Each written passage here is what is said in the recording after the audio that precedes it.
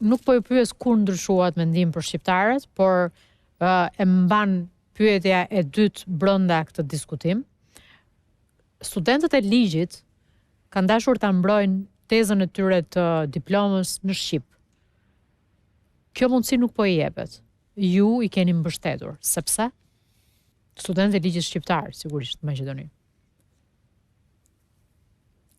Yeah, I understand that.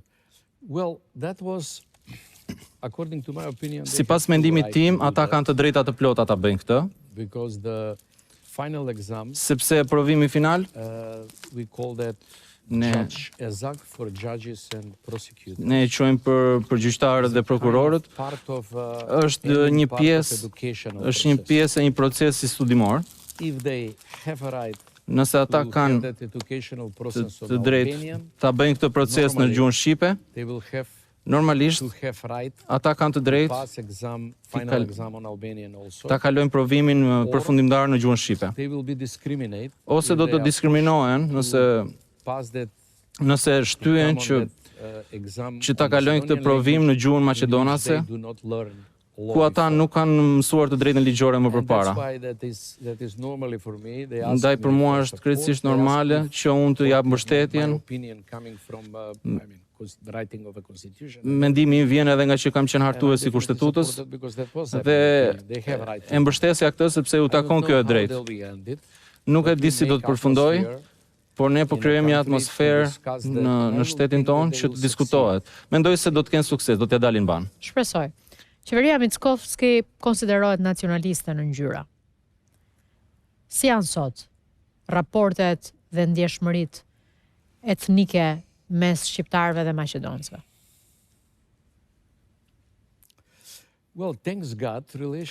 Falë Zotit, marrëdhënia midis maqedonisëve dhe shqiptarëve nuk varen nga kjo qeveri.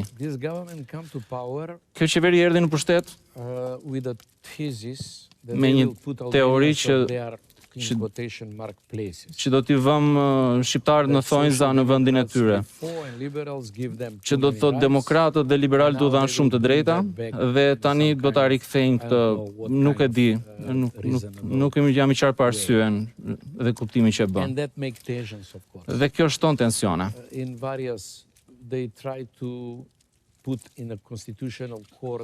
Ata vendosën të shtonin ligjin e gjuhës në kushtetut, që unë u bëra shumë nervoz dhe krijoi shumë reagime ndaj shqiptarëve. E dyta që pyetët për gjuhën shqipe të studentëve. Ka dhe një ligj që quhet për ekuilibrin për të hyrë në administratën shtetërore. Kemi vendosur një rekuizit që të ketë një balancë midis shqiptarëve dhe etnive të tjerë. Dhe besoj se këto tensione do të ulen.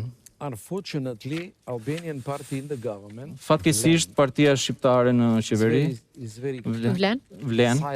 Është shumë e heshtur, ma qëndrim të heshtur do të thosha. Dhe nuk i parashtrojnë problemet, janë shumë të qetë në këtë aspekt. Por për shkak të gjithë kësaj ekzistojnë disa tensione në mjedisin social. Dhe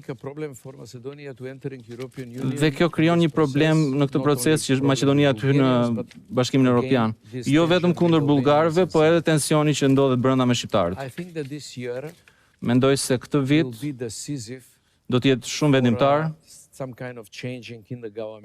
për ndryshimet që do ndodhin në qeveri në fund të këtij viti, ndoshta në fillim të vitit tjetër. Mendoj se do të kemi fat të kemi një përbërje politikore më të mirë. Që do të ishte si?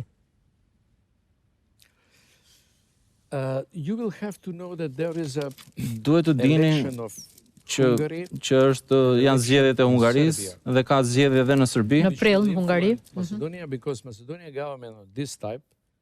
Maqedonisë në këtë kohë është shumë e lidhur me serbët. Është shumë e çuditshme.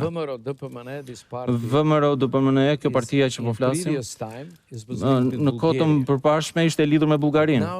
Por tani, kjo elitë tani është e lidhur me regjimin serb. një bashkëpunim dhe lidhja me këtë regjim politik do të ndikojë direkt, do të ketë impakt në qeverinë Maqedonas. Për shkak të pastrimit të parave, lidhje me biznesin, mendoj se në fund të këtij viti, në varësi të rezultateve të zgjedhjeve dhe në varësi të luftës që do të përfundojë në Ukrainë, Europa do të na bëj presion që të ndryshojmë politikat e parave që hynë nga Rusia dhe Serbia, që t'i fusim dhe bullgarët në kushtetut, t'i përfshim, dhe të hapim rrugën drejt Bashkimit Evropian së bashku me Malinezi. Ky është një çast që do të rezultojë me një koalicion të madh në Maqedoni, qoftë me maqedonësit, qoftë me shqiptarët, me partitë shqiptare, do të kalojmë këtë periudhë tranzitore reforma. Ky është parashikimi im.